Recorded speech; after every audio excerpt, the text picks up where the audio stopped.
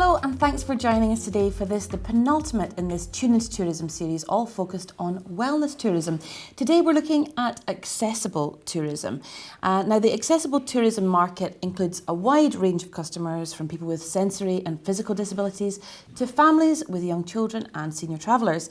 It currently contributes over 1.3 billion to Scotland's economy, and it is a growing market. Plus the less able traveller spends more. So there's a real opportunity there for you to capitalise on this market and for your own business to grow. So we've got lots of practical advice for you today. We've got two fantastic guests. Marina De Duca, the Inclusive Tourism Manager at Visit Scotland. This really is a market we can't afford to ignore, isn't it, Marina? Yeah, so basically at the moment the market is 1.3 billion, as you said, but there are many customers that aren't able to travel because the information isn't there for them to make that sort of informed choice. So last year there was a piece of research that was done by Visit Britain, and they identified that 300,000 UK residents did not take a holiday really just because of the lack of accessible provision. So that was a loss of £83 million to the UK economy. So it is a huge opportunity. Yeah, so it's just, if we can provide for that market, we can open it up. Yeah, absolutely fantastic. And Maura Henderson from the Rings Self-Catering Cottage. Maura, tell us what's so special about your business. I think what's special about the building really that we have built and the business that we've built from that is it enables most people to come on holiday. So particularly it was designed for those in wheelchairs, but it means that the whole family or the whole group can holiday together.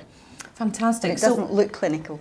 Exactly. And I think although we're not expecting everyone to go that far, I think there's a lot we can learn from your journey and your experience. So we'll look forward to hearing more from you. But we do want you to get as much as possible from this session. We want you to ask your questions. We've got these great guests here with a wealth of knowledge and experience and information.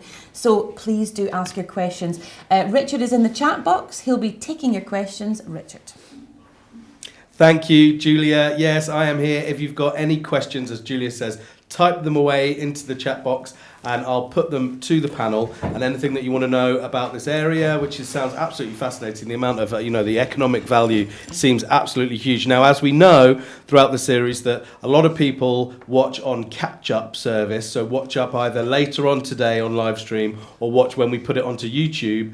So if you are watching live, then you have a huge responsibility for those people who are going to be watching later today to put sensible questions to the panel on behalf of everyone else. So I can see that there are a few of you watching. Cameron Taylor, good morning in Orkney, and Caroline Gould from DSG, very welcome. And any of the other of you watching, please do put your questions and we'll get them to the panel on behalf of the whole of Scotland.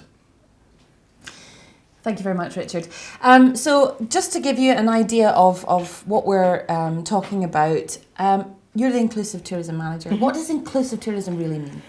So inclusive tourism basically is tourism which basically caters for everyone, any needs, any abilities. So it's services, it's products. So it's really about that welcome to all. It's really the hints in the title. Mm-hmm. Inclusive tourism means we bring everyone along, everyone enjoys, everyone has that sense of well-being because they're basically enjoying a holiday and away from their day-to-day. So. And we tend to think, when we talk about accessibility, we tend to think wheelchairs. That's but it's so much more than that, isn't it? Yeah, so we often say, absolutely, wheelchair users have the most complex requirements because it's not just about the service, it's about the physical ability to navigate round a space. But in terms of inclusive tourism, it's also families with young children, it's someone with a hearing impairment, a sight impairment. It can really be anyone that has a slight increased access requirement. And it's just thinking about that when you're developing a product or developing your service. Mm-hmm. Now, why is this a growing market? Well, basically what we have to consider are there's many people that aren't able to enjoy a holiday. So for that sense of well-being, I mean, everyone has a right to have a break from their day-to-day, and it gives you that sort of increased ability to deal with your day-to-day. So we have a whole section of society that is not able to do that, really because the barriers are so huge for them. And it's really all about that sort of transparency of information, that knowledge, that confidence. So we often say it's about the businesses describing, not prescribing. So we don't ask businesses to say, yes, I'm fully accessible. We just say, describe your business, give the individual the power to decide if you can cater for their needs. So this is about the sort of underused potential, if you like, rather than saying there's a huge growth in potential for the market. Although when you look at our ageing population, the UK, Scotland, Europe, right across the Western world, we have an ageing population, and no matter what, when you age, you will develop some form of disability. So yes, in terms of that market, it's growing. Mm-hmm. Yeah, absolutely. And because of technology now, actually people with disability, quite complex needs are able to do more. Definitely. And what you were saying there about just describing what you actually do provide. I saw one of the statistics on your website, and there's fantastic resources on Visit Scotland's website there. It was that 63% of businesses don't promote the fact that they make provisions for guests with access needs. Sure. And that's huge, isn't it? Yeah, and that's part of the issue. I think people just, it's not out of any badness. I think they just don't consider that there are people sitting at home thinking, can this place actually cater for my needs? Is it wide enough? Does it have this? Does it have that? So it's just not assuming that because you have pictures and you describe the type of bedroom that you have, that all that information is suitable for that customer, because there are people that just need a little bit more information. Mm-hmm. And we work with a whole vast number of charities, and I've met so many people, and there are families that have autistic children, and they describe it as a real sort of SAS mission. When they try and go out for a day trip or a holiday, they have to do all this reconnaissance to find out if the place can actually cater for their needs, which is, it's huge, on top of something that's supposed to be enjoyable and creating happy memories because you're going out on a day out or a holiday. Mm-hmm. So when you put it in that context, you realise how much we can all do to improve that experience for people. Mm-hmm. And as you say, especially for families who've got children with autism, it's actually even just knowing what to expect and knowing exactly what they're letting themselves in for, so that they can be prepared for that. Yeah. Moira, tell us a little bit about your story, because as you said, your building's all fully accessible, but there's a bit of a backstory to get you there, wasn't there? Tell us how There was. Well, I trained as a nurse. Thought I would always be a nurse, but as I say, God had a very different plan. So I came a varied route through shepherding, egg producer, and then into accessible tourism. And I didn't actually know what it was called until I met Chris McCoy, who had worked with Marina, and she said, no, you're talking about accessible tourism. So the seed was sown for me in family, in the fact that my cousin had a rare condition, but eventually it was terminal and he required to be hoisted. He was used to going on holiday, and it struck a chord with me that when you're terminally ill in particular, those times of family get-togethers is precious, and making happy memories in what is a very difficult situation. That was the seed that was sown. Then my own mum had a severe stroke and she came to live with us. How did I take mum on holiday? Special bed, hoist, shower chair, care package as well. How do I go on holiday? And sadly, I didn't manage to do it, but that really was the impetus for me to do something for other people. Mm-hmm. So I used my mother's inheritance money. That's good. I think that probably everybody can identify with that, as you say, with an ageing population. We're all, getting to a stage where we have got parents. My own mother's got Parkinson's, and she's now in a wheelchair, and you don't realise the barriers until you're in a situation, or even not yourself, but of like, well, how do we get there? Yeah. There's no ramp, all these sort of things. We just had a question come through.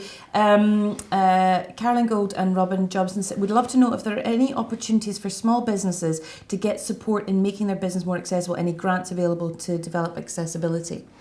So Barclays Bank in particular is it has a really strong inclusive ethos through everything that they do, and I think they're one of the banks that probably are most attuned to the accessible market. Certainly there isn't any public fund available.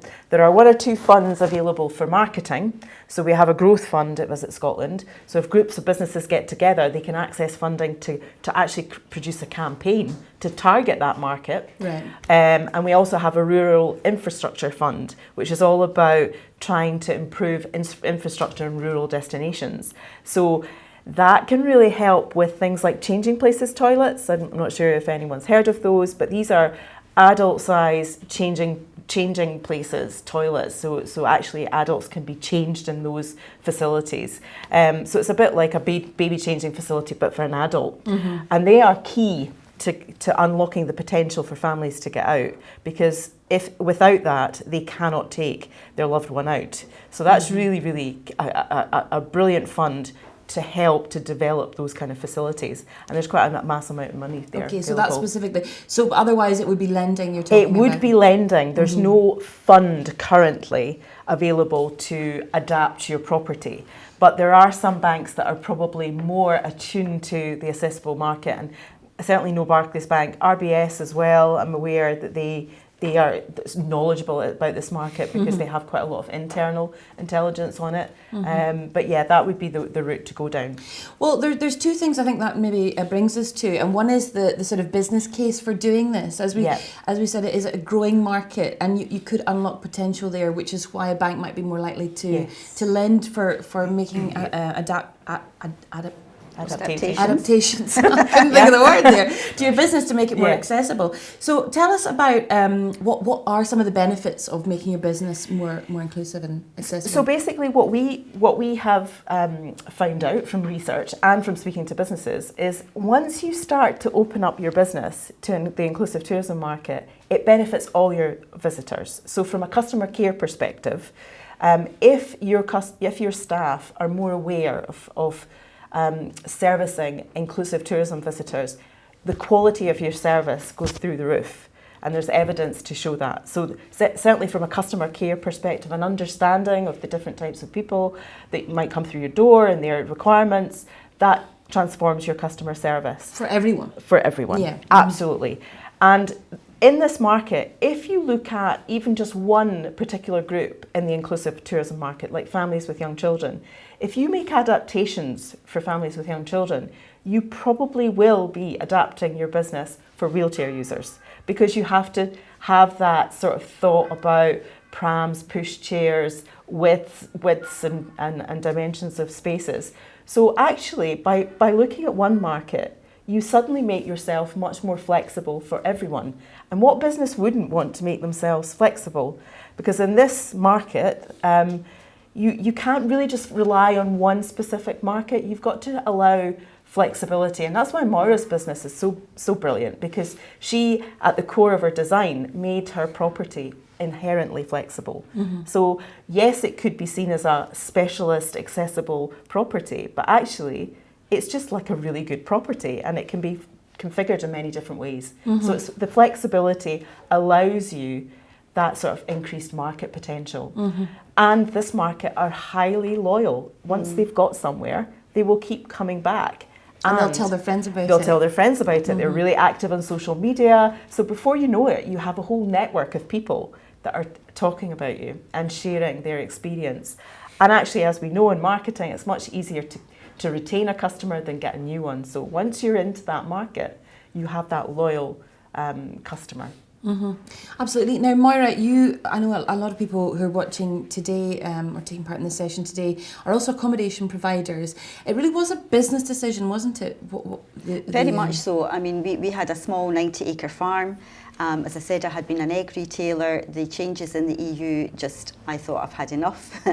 And we had a choice. We came to a crossroads. We had to either sell the farm and move on, or to do something differently. Now, we were fortunate eventually to be awarded an SRDP grant at that time. What's that? Scottish Rural Development Project. So it was to help with farm diversification. Right. So we did get a grant for that, although the hoops we've had to jump through were numerous. They tend to be, So don't they? tend to get be, money, they tend your to hands be. on money, yeah. So it was very much a business decision and very much the right decision for us. Yeah. Tell me a bit about, for both of you, the barriers that people face when they are booking. What is it that you're trying to overcome here? What is it the most common ones? So it's back to that sort of someone sitting at home looking at a website. They're looking for, now it depends on their disability. It could be, for the wheelchair user, they're going to be looking to find out if it's got level access, are there steps up to the front door, is there an alternative route into the front door? Once they get in, are the corridors wide enough? What's the narrowest point in that corridor? Because we all have We might have a radiator that sort of sticks out, and then it prevents that wheelchair actually getting through the corridor. Yeah. So there's little bits and pieces around measurements that are actually quite key for the wheelchair user. But then someone with hearing impairment, they might just want to know that someone has an induction loop. So in a theatre, it's really useful to know that they have an induction loop. If someone's travelling with a child that has autism, it's really helpful to know that they have a quiet space or a quiet room. If that child has a bit of a meltdown, they can take and go into that space. So these kind of things are really important. So it's that added information about what you provide, which is why we've developed this access guide tool, and it really helps the business. They don't have to think about the questions. We've done that for them in consultation with the different disability groups. So we have identified the key questions that you need to answer from a business perspective. But even dietary requirements is an issue. So actually having details about the type of dietary requirements that you can cater for is quite important for some people. So it's not just about a picture, looking at the venue and finding if that venue suits your style or your taste. It's so much more detailed information. But once you've done it once, you've got it there. And then your staff have got it. You can email it out to people. And it's so much easier once you've done it. And it doesn't take long. It takes maybe a couple of days. The most onerous thing is taking key measurements, but we're not asking you to take measurements all over the place. It's just key navigational points that we need to measure.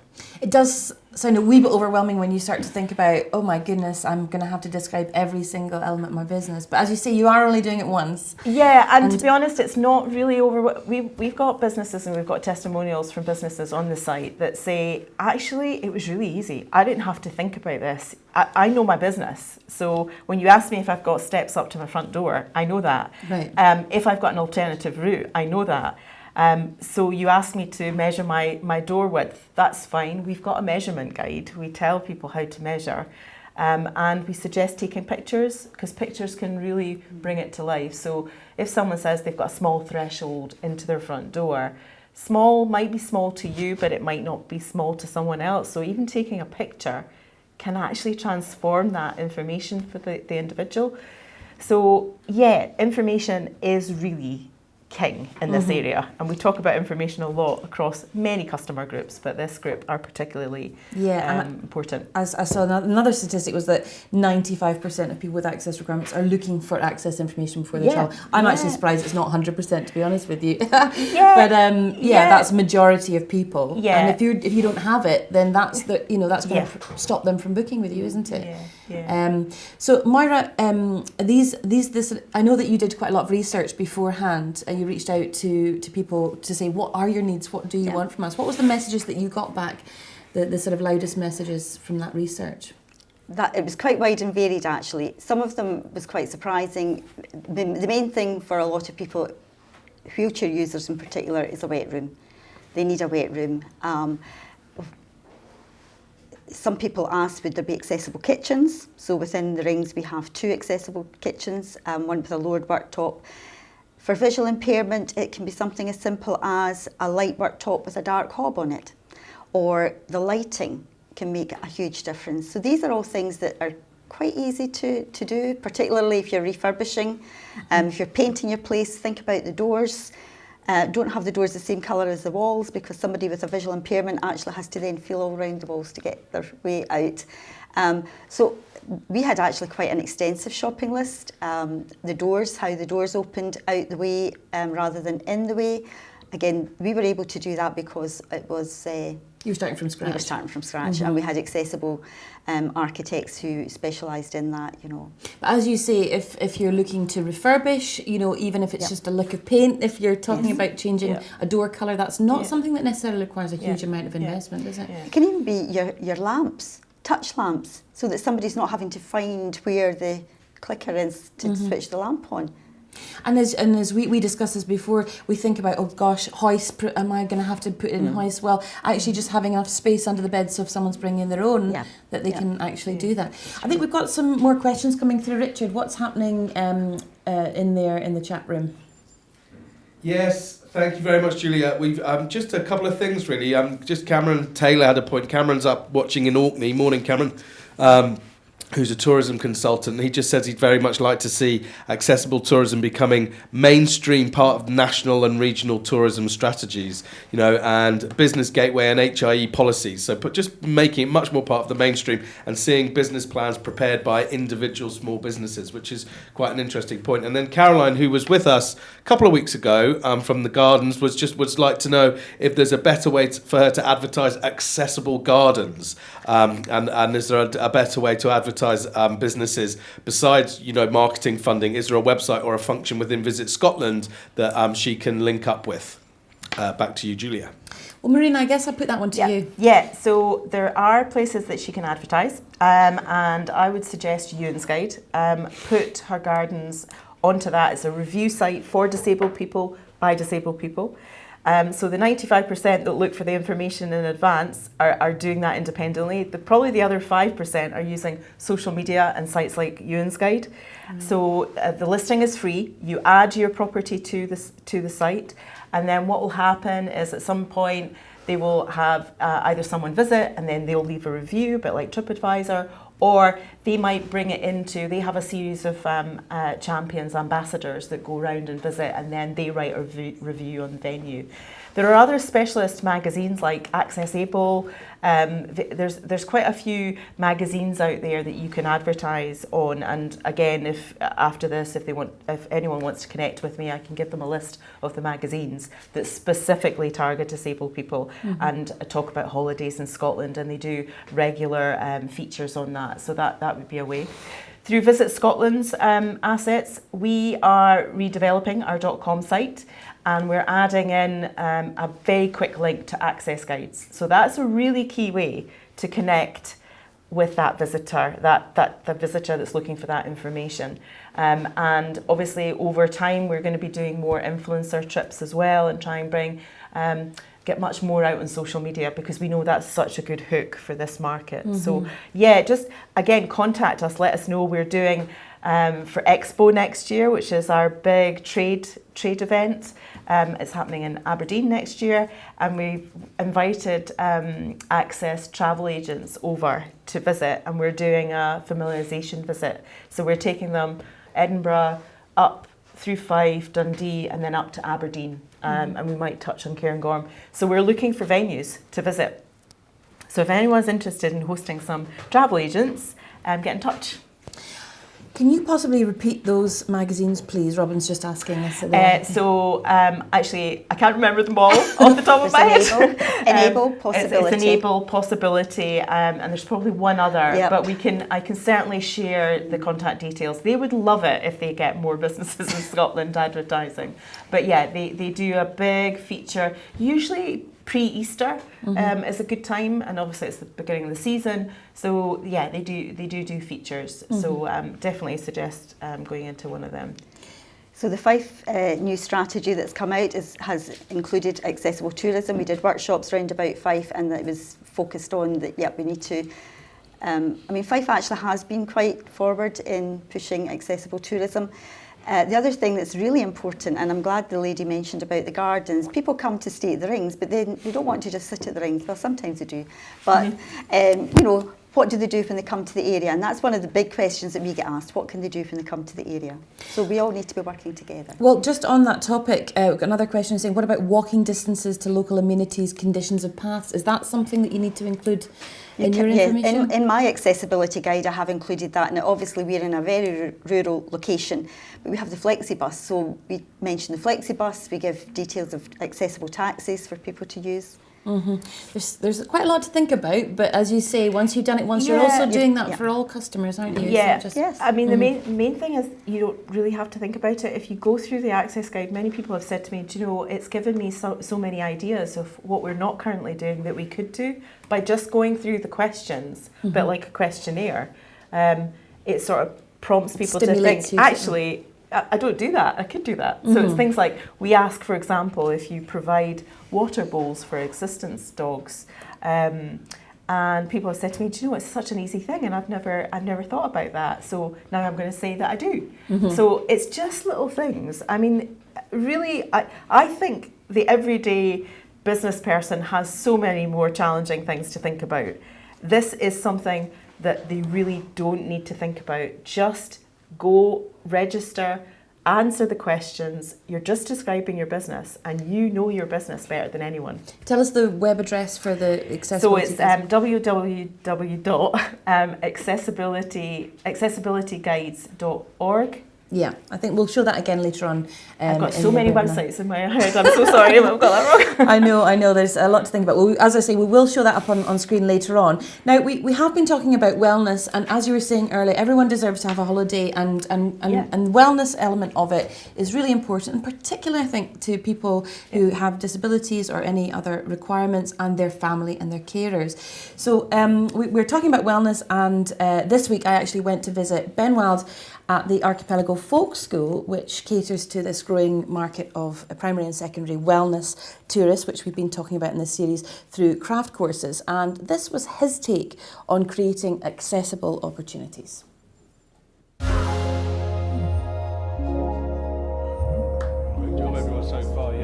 So my name is Ben Wild. I'm one of the directors of the Archipelago Folk School. We're a social enterprise based in Argyll, and we run mostly week-long boat building courses for a range of people.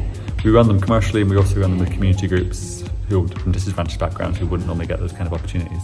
While I don't really think of the Archipelago Folk School as a wellness organisation, really, we don't use that language. We definitely do have those outputs for people. Some people do come to us looking for a kind of a restorative week or a calming week. But a lot of folk kind of stumble upon it accidentally and often comment on it. They sort of say, oh, well, actually, I wasn't really expecting that. But then they lose track of time while they're working because they get so absorbed in the work. And they find they've really benefited from it emotionally as well as physically in terms of getting a boat. There's a lot of people who run craft courses for middle class people who can afford them. And that's, it's great. And we do that and we love doing it. But we really love doing it for people who would never normally get those chances. So we run courses for community groups at a reduced rate. We're here working with Glasgow Disability Alliance this week in Glasgow, and it's been a really big learning experience for me in terms of learning what people are needing and what people look for. But I think for the group as well, they've got a lot out of it and have really enjoyed it. And it's a real self-esteem thing because people don't normally get these opportunities, and suddenly they're building a boat that they didn't think they would ever get that chance. So we do quite a lot of things around making sure it's adaptive. We've got benches set up at different heights. We're trying to always make sure there's work available at different skills levels. I just think you can never offer enough opportunities for flexibility and adaptability of these programs. But it is possible. It's been a really interesting thing. Is we've got people with one functioning hand in wheelchairs and people with all range of disabilities, and they are building a boat. With the right support in place for people, you can meet more or less any need, which has been really gratifying to see. They're well supported. This is an accessible building, so it's fully wheelchair accessible. We've got accessible toilets, and that's, I think, crucial. Like if any of those things weren't there, the barriers would be significant. And so just making sure that there is as few barriers as possible and being very willing to deal with anything that comes up. One of the things that I've been discovering that I hadn't really thought about in advance is that people are often quite shy to ask for what they need. So being able to continually repeating and trying to reinforce the message that we're really open and we really want to be helping these groups. We really want to be doing whatever we can, whatever they need, because from one disabled person to the next, from one community group to the next, you won't be able to anticipate what needs they will have. So as soon as you start to assume that you know what these groups need, you're probably doing it wrong, because the next group will come along and they'll need it differently again. So being able to keep being responsive and keep doing different things and being able to learn from the groups that come in, I think is really key.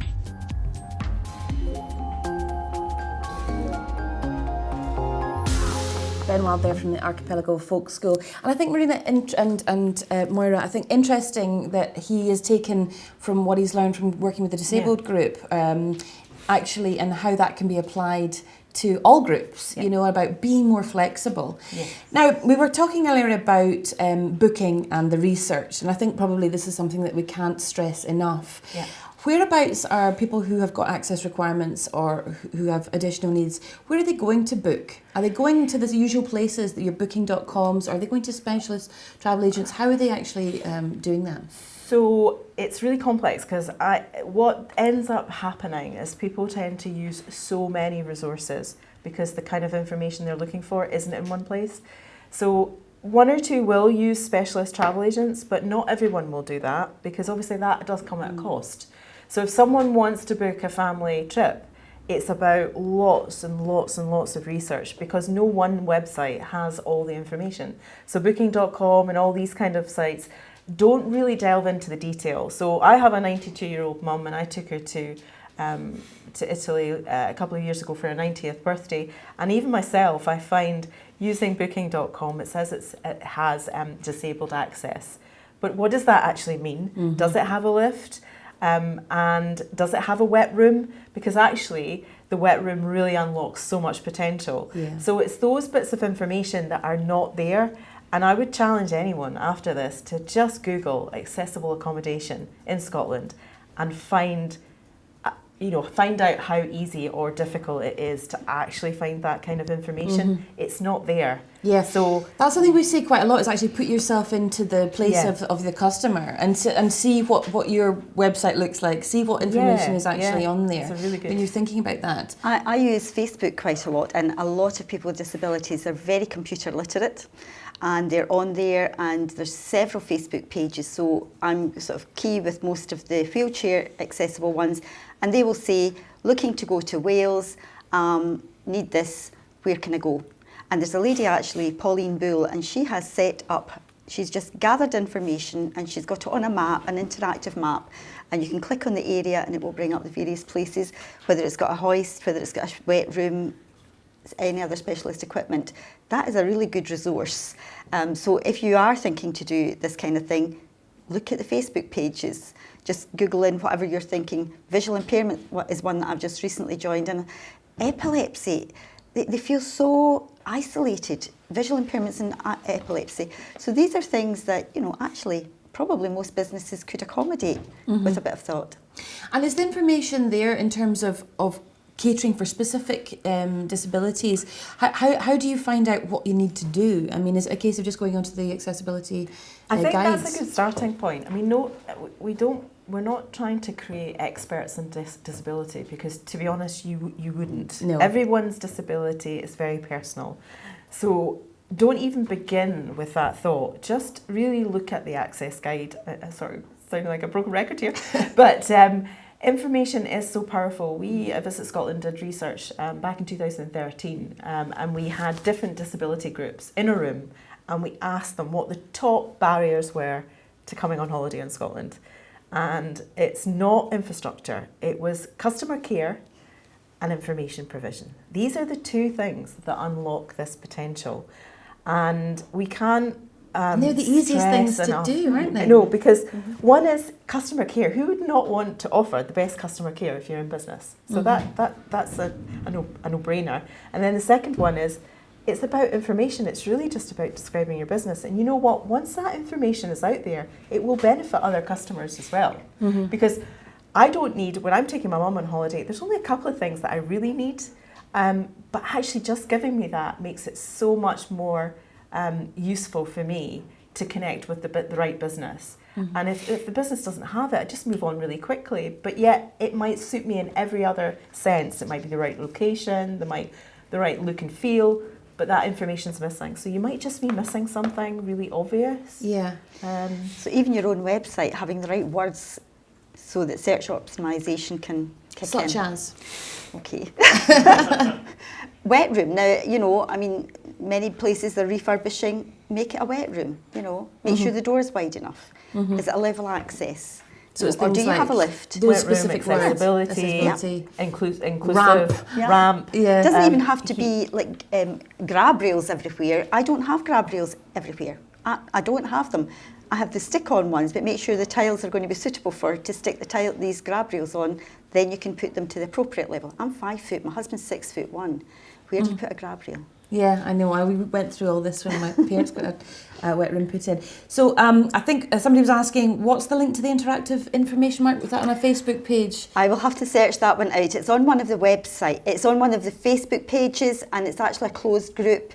Okay. But if you're thinking to do that, anybody that wants to give me a shout. I'm What's your happy to email answer. address, Moira? My email address is, if you just even Google the Rings, The just Rings. think of the Rings Fife, and you'll get my website there. But it's ringfarm@hotmail.com. I think Richard's got the email address as well. Richard, if you could tell us if there's any more questions coming in the chat box, and also if you can share Moira's email address in there, that would be great too. Thanks, Julia. Yeah, I'm just www.theringfarm@hotmail.com. That's one thing. Right, I'll do a bit of Googling and I'll stick it in the chat box there. But don't worry about that. No, we've just got some general questions, I think, here. And I think you guys have been sort of covering this. But I think it is that sort of, I'm trying to sort of think of the way of saying it, being sort of delicate. If you're the business and you don't you're a little bit out of your comfort zone. I mean, if you're honest sometimes in this sort of area. And I mean, the question is generally, it's like, how honest can you be when you're asking, about the visitors and about potential customers? How much do you need to be an expert, or is it okay to sort of put your hands up and be slightly out of your depth with these things as long as you're communicating honestly? And I mean, what's the sort of policy with businesses if you can't provide the right things for your visitors' needs? What do you do? Do you refer them elsewhere, or that kind of thing, I suppose? So it's just that kind of, any tips and advice on communicating directly with customers who are going to have different needs that you might not know about. Thank you, Richard. Marina, you were nodding and shaking your head. Yeah, nodding and shaking my head. Yeah, so no, you don't have to be an expert, because we've just said nobody can be. Yeah. So it is about being honest, and it's just about saying, look, is there something I can do for you? And if I'm doing something that you would prefer me not to do or want me to do, just let me know. I think it's just that honest dialogue with the customer when you have them there in your business. And if you can't cater for their needs, what I would suggest is trying to connect in with the groups that Moira's suggesting, and groups in Scotland, and we can do that. There are destinations in Scotland that are already doing quite a lot in inclusive tourism. And connect in with them and basically say, look, I'm getting more and more inclusive tourism visitors contacting me. I can't cater for their requirements. Do you have any businesses that do X, Y, and Z? And just get a network. And then you'll probably find that they will feed those business back to you as well. So it's about that knowledge of your area and your neighbouring area as well, which again, tourism businesses do so well in other sections, in other markets. So many of them, when they're full, they'll have someone that they pass on as an overflow. So this is just a bit like that, really. Yeah. And if you're not sure, then just contact myself or Moira, and we can probably connect you with someone either very close to you or in a sort of village, a little bit away from you. So your local tourism association, if you've got an LTA in your area, they might be good too. If you're not already engaging with them, get in there. Good chance to do that. Yeah. And Moira, we talk about you don't have to become an expert. You sort of have become an expert just through your own experience. I wondered what sort of lessons that have you learned, do you think, that would be really valuable to share with other tourism businesses in terms of trying to become more accessible? It's very much, again, the basic, listen to your customer. Listen to what they're saying. Good communication. So that's the difference with an accessible tourism business that you might not have with a regular business, because, I have guests coming that are able-bodied. They might book online. That's not a problem. Those with accessible needs, I tend to really prefer them to speak to me, because I can then direct them to the part of the house that might suit them better, or I can look immediately and see what availability I've got. I can have this discussion about what equipment do they need. I mean, I had a lady came and her son had complex needs, but she didn't actually think about herself, and she actually had needs as well. So when she arrived, we then had to quickly sort of put things into place for her. But it is about that communication. It's vital to have that communication. And also, I think we've sort of touched on this a little bit, but about opening up new markets. I know with your business, you maybe didn't think initially about birthday parties, weddings, and people with special needs do all these things too. Absolutely. Obviously. We've had several 21st birthday parties. We've had hen do's. We've had one lady, she came for her 60th wedding anniversary, and she said that next to her first child being born, this was the most special occasion in her life. That's a high benchmark. And actually having experiences like that, I mean, you're really creating loyal customers. The word of mouth, which is a really powerful tool, isn't it? Very, very, very powerful in accessible tourism. Yeah. There's a lot of dialogue on the Facebook pages, and people saying, going here, and then there's a whole plethora of people say, well, I've been here, you use this taxi, you use... I mean, the information that they have within themselves, and they're sharing it on social media. And also looking at, I know you looked at thinking beyond just wheelchairs and that kind of access, but thinking about people who are on the autistic spectrum, and creating play spaces and actually using that throughout the year in quiet times with other groups. So you can actually, you know, grow your business in a sort of slightly more diverse way. Yeah. So I think one of the easiest things is if you've got a restaurant and you've got a quiet night, why don't you publicise it as an autism-friendly night? Scottish Autism have brought out the Autism Fives, and you can Google them, but one of them I just love is if you're at the table now, customer service nowadays says, go and ask your customer if they're enjoying their meal. That drives me nuts. Absolutely drives people with autism over the wall, and they might actually just get up and leave your restaurant. Simple thing, have a wee flag system or a card system. If the card's red, don't come to me, I'm absolutely fine, I don't need anything. If you turn it over to yellow, yeah, please, or green or whatever. I love this idea. Come and see me, I do need your assistance. Yeah. You know, and that way, it doesn't cost pennies, or, you know, even you go into some restaurants and they've got a wooden spoon sticking in a jar, something, or a wee flag. It doesn't need to be expensive. Doesn't need to and be it could be just a case of no music, slightly calmer lighting. Calmer lighting. Yeah. And just that the staff are aware and don't talk loudly, everything's in a quieter tone. And they will so appreciate, they'll be back and back and back again. And they advertise will that you're doing this. They will tell everybody. So many attractions in Scotland are actually doing things, autism-friendly events and timings, and also doing dementia-friendly activity. So there's actually a concert happening in the galleries, on Monday, and it's a dementia concert. And they have done that for quite a while now. So there's definitely quite a lot happening in the visitor attraction sector. And I think what's really interesting is self-caterers are absolutely amazing in terms of inclusive tourism. Where I think we need to raise the game a little bit is in the hotel sector. And I think there's a real opportunity for hotels to make their accessible rooms as high quality in design as their other rooms. There is still a tendency to look at the compliance model for the hotel sector, and I would encourage any hotel not to go down that route.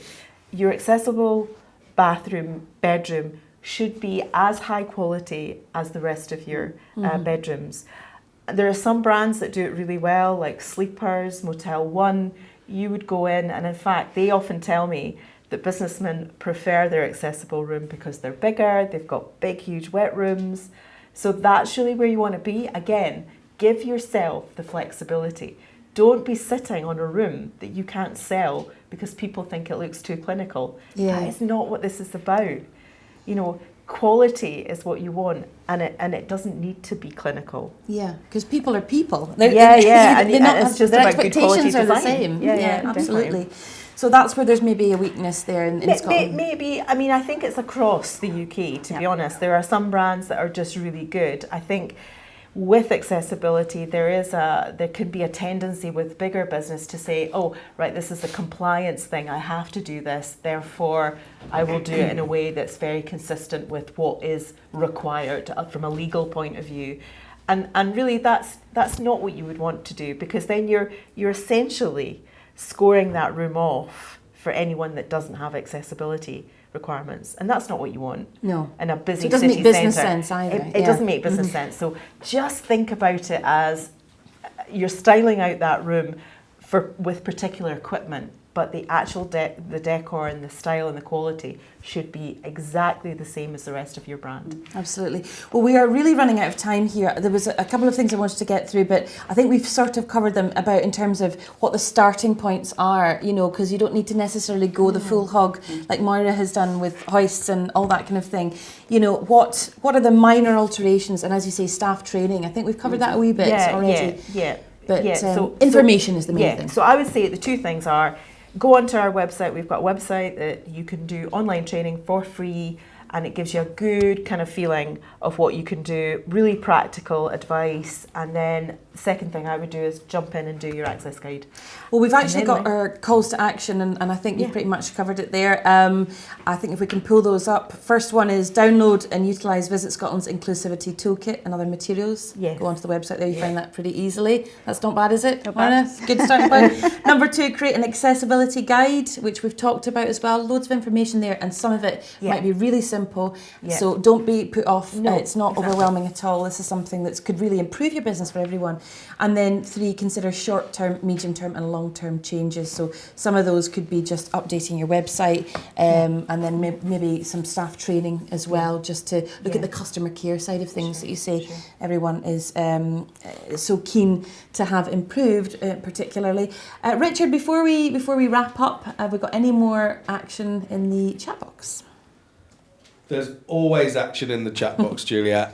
No, I just want to say thanks to everyone for watching today. I posted a few links, so anyone who's watching on YouTube later on, there was a couple of bits of information there about Moira's book as well, and I find Moira's email address, which is ringfarm@hotmail.com, and that you can get in touch and get the book for £10, which includes postage and package. And it goes to charity. And yes, the money goes to charity. And they use that for the charitable side of the business. And also, I just think there was just some, as I say, thanks for everybody's comments and involvement today, and some absolutely brilliant sort of tips and really simple things there. And I mean, we all work together when we're not doing this in an open plan office. So I think I'm going to start getting some bits of yellow card for my desk to say, don't talk to me, which is a nice, simple thing. Or it might probably be yellow card for everybody else in the office, for me to be told not to talk to them. But that's just about it for now. And thanks, Cameron, for your final comment there of an interesting and useful discussion. And thanks all of you for watching. And Julia, back to you. Thank you very much, Richard. Yeah, well, there's so much to talk about this. I feel like perhaps one session doesn't do it justice. And Moira, your story as well is huge. But as Richard said, you can get the book. Absolutely. And that money does go to, you invest into your business, into the charity side of the business. So people can get in touch if they want to hear Absolutely. more about that and learn more from your story. So thank you so much to both of you, to Marina Deduca from Visit Scotland. Make sure you check out those guides, and Moira Henderson from the Rings in Fife. So thank you very much to you today, and thanks very much to you for watching and for taking part in this session. Hopefully it's been useful for you. You go to those websites, get started today on thinking about what little changes you can make to make your business more accessible. If you want to watch this entire session again or pass it on to anyone else, it will be up on the YouTube channel, youtube.com/HIE Communications, and in fact all the webinars are up there after they have been live, so you can go back and catch up on ones you've missed. Next week, in the final part of the series, we're going to be looking at events and festivals. But for now, just keep an eye on those social channels for more films and more information. And for now, I've been Julia Sullivan. Thank you very much for watching.